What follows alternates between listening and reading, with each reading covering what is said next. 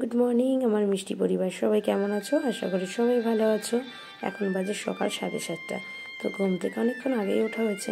তো বেরোলাম এই সবে মাত্র, কারণ সোনা ঘুম থেকে উঠেছে। দু একদিন সোনা সকাল 10টায় ওঠে, কোনো দিন 9টা 9:30, কোনো ঠিক নেই ঘুম থেকে ওঠা। তো এটি কিন্তু উঠেই দুষ্টুমি শুরু হয়ে গেল।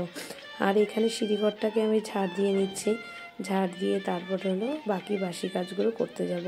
আর দেখো, ঠিক ক্যামেরার সামনে এসেই স্যার হাজির, ওখানে দাঁড়িয়ে আছে। পুরো ক্যামেরাটার সামনে পরে আমি এডিট করার সময় দেখলাম যে ক্যামেরাটা একদম মুখে দাঁড়িয়েছিল। তো এখানে ঝাড় দিয়ে মামাকে পড়ার জন্য জায়গা করে দিচ্ছি। এখানে মামা পড়তে বসবে, কারণ ওর স্কুলের টাস্কগুলো করবে। তো আমি কাজ করতে করতে ওর পড়াটা কিছুটা দেখতে পারি, আর কিছুটা হলো বোন যদি সামনে থাকে তো বোনকে দেখতে দিয়ে দিই। তো আজ বোন নেই এখানে। তো চলো বাকি কাজগুলো ঝটপট করে সেরে নিই। তো সঙ্গে থাকো, কী করি না করি সব কিছু স্কিপ করো না, ভিডিওটি সম্পূর্ণ দেখো, আশা করি ভালো লাগবে।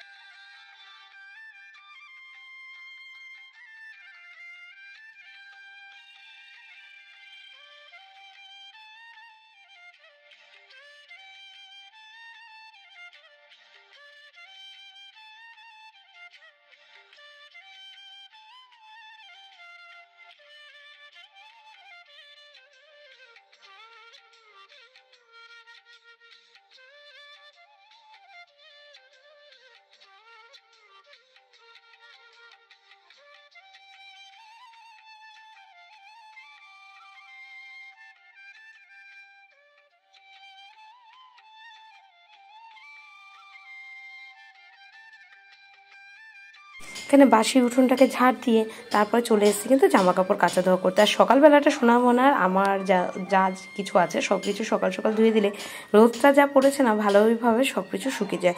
আর কয়েকদিন ধরে সরস্বতী পুজোর পর থেকে কিন্তু ভালোই আবার ঠান্ডা পড়েছে নতুন করে।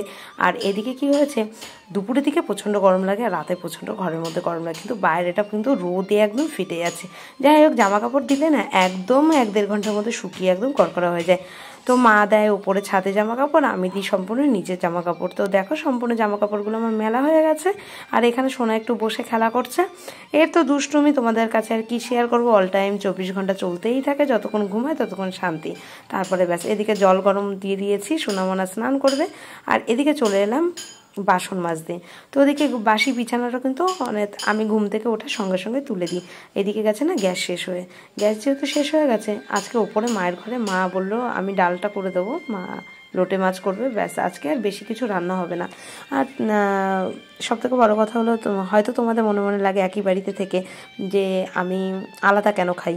তো কারণ কি বলো তো, আমার মা বাবার যাবতীয় যা খরচা আছে সব কিছু কিন্তু আমার মেজো বোন খরচা উঠায়। আর ওর নতুন বেবি হয়েছে, তোমরা সব কিছুই জানো সেটা। আর সেই বেবির পেছনে কিন্তু প্রচুর টাকা খরচা আছে। তো ওইদিকে বাবা মার খরচা, ওষুধ খরচা সম্পূর্ণ ও চালায়। তো এখানে দাঁড়িয়ে আমি যদি আমার ছেলে মেয়েকে নিয়ে ওর উপরে বোঝা হয়ে যাই, সেটা কি করে হয় বলো? তো এবার তোমাদের প্রশ্ন হতে পারে আমার সংসার কিভাবে চলে, সেটাও তোমাদের কাছে সব আস্তে আস্তে আমি শেয়ার করব।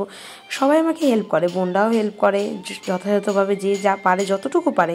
কিন্তু তা বলে তো একটা মানুষের সম্পূর্ণ আমার বোঝা বা আমার ছেলেমেয়ের খরচা ওঠানো এটা কিন্তু সম্ভব না। তোমরা জানো, একটা সংসারে নাই হলেও কিন্তু সব কিছু দিয়ে 10,000 টাকার উপরে খরচা আছে, সেটা তো একটা মানুষের দ্বারা কখনো সম্ভব না চালানো। তো সেটা কি করে কি করি না করি সেটা কিন্তু আমি খুব তাড়াতাড়ি একটা ভিডিও করে তোমাদের কাছে সেটা শেয়ার করব। এখানে যাবতীয় বাসনগুলো মেজে সম্পূর্ণ সব গ্যাসটাকেও মুছে নিলাম, যেহেতু আজকে আমার গ্যাসে রান্না হবে না, ওপরে গ্যাসে রান্না হবে। ওই কারণে না আমি গ্যাসটাকে পুরো ক্লিন করে পরিষ্কার করে রেখে দিলাম।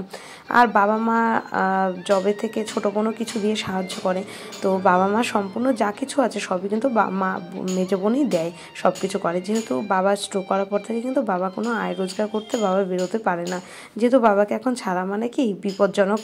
ওনাকে আমরা বাঁচিয়ে রেখেছি, বোন অনেক কী করে দৌড়ঝাঁপ করে ডাক্তারের কাছে এ ডাক্তার ও ডাক্তার করে কিন্তু ওনাকে আমরা বাঁচিয়ে রেখেছি, এটাই আমাদের কাছে বড়।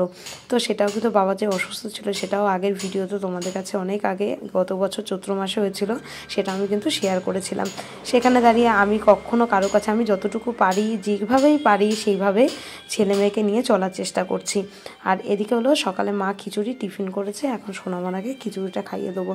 তো এখানে খিচুড়ি সকালে খেয়ে নিই, আর দুপুরবেলা রান্না ওটা তো মা বললো, সেটা করবে। মামার আজকে স্কুল ছুটি, তো চলো টিফিন করিয়ে নিই, তো সঙ্গে থাকো।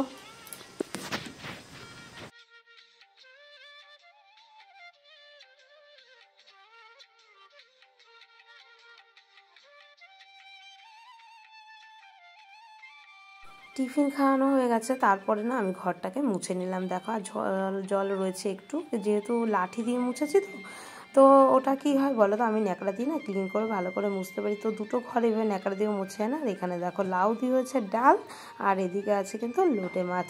আজ হলো রবিবার, বারটা তোমাদের বলতে ভুলে গেছি আমি। আর মামার আজকে স্কুল ছুটি, এই কারণে কি এদিক ওদিক করে কাজ করেছি সারাদিন। তো এখানে বাবানকে স্নান করিয়ে দিয়েছি, আর বাবাও নিচে চলে এসেছে স্নান করতে, সোনাকে স্নান করিয়ে। আর রেগুলার কিন্তু ওকে আমি আগে স্নান করাই, কারণ ওকে স্নান করাতে গেলে আমি সম্পূর্ণ কিন্তু পুরো ভিজে যাই। আর এখানে বাবা বাইরে ওখানে স্নান করে নিয়েছে, এখানে সোনাকে স্নান করে নিলাম। ওকে এখন পুরো ফ্রেশ করে ক্রিম লাগিয়ে মাথায় তেল দিয়ে তারপরে যাব কিন্তু আমি স্নান করে এসে আমার আবার ঠাকুর পুজো আছে, তারপরে সোনাকে খাওয়াতে কত বেলা হয় জানি না। এরকম করতে করতে না অনেকটাই বেলা হয়ে যায় জানো তো, 2:30 পৌনে 3টে বেজে যায়।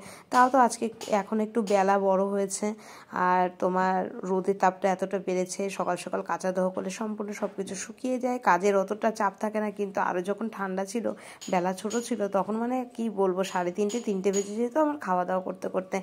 তো চলো এদিকে সোনাকে ফ্রেশ করে নিয়েছি, তারপরে যাই আমি যে আমার স্নানে। আর এদিকে মামার স্নান হয়ে গেছে, ও উপরে গেছে।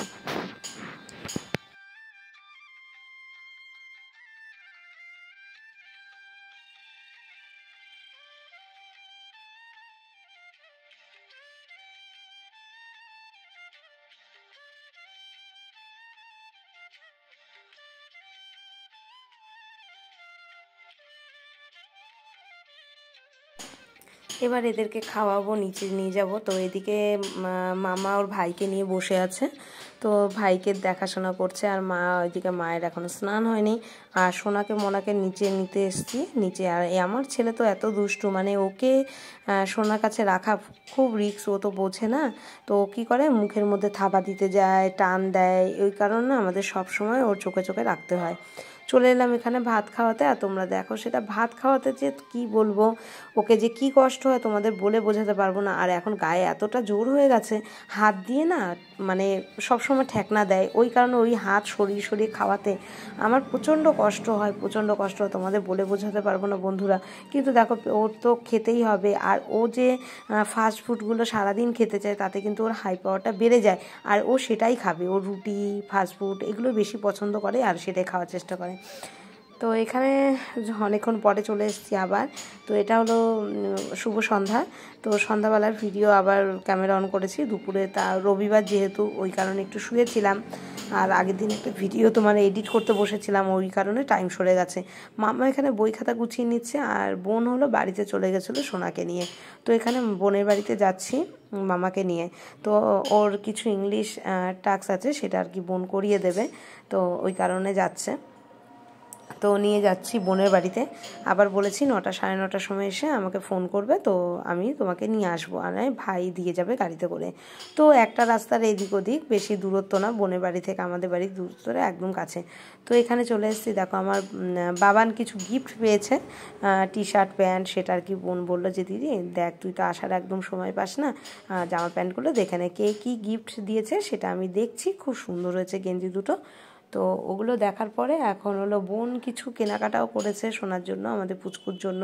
বুঝতেই পারছো একদম ছোট্টবেলায় কত জামা কাপড় কত কিছু লাগে, তো সেগুলো আর কি ব্যাগে রয়েছে, সেগুলো দেখবো, তারপরে হলো বাড়ির দিকে চলে যাব। তো আজকের ভিডিওটা কেমন লেগেছে অবশ্যই কিন্তু তোমরা কমেন্টের মাধ্যমে জানিও। আর আমার ইউটিউব থেকে যদি দেখে থাকো তাহলে কিন্তু চ্যানেলটিকে অবশ্যই সাবস্ক্রাইব করে দিও, ফেসবুক থেকে দেখে থাকলে কিন্তু ফলো করে দিয়ে আমার পরিবারটিকে বড় করো আর ভালোবাসা হাতটা বাড়িয়ে দিও। আর যে যেখান থেকে ভিডিও দেখছো অবশ্যই কিন্তু একটু কমেন্টের মাধ্যমে আমাকে জানিও। তো চলো টাটা, সবাই ভালো থেকো, সুস্থ থেকো। আগামী দিন আর একটা নতুন ভিডিওর সঙ্গে তোমাদেরকে নিয়ে অবশ্যই খুব তাড়াতাড়ি আসবো।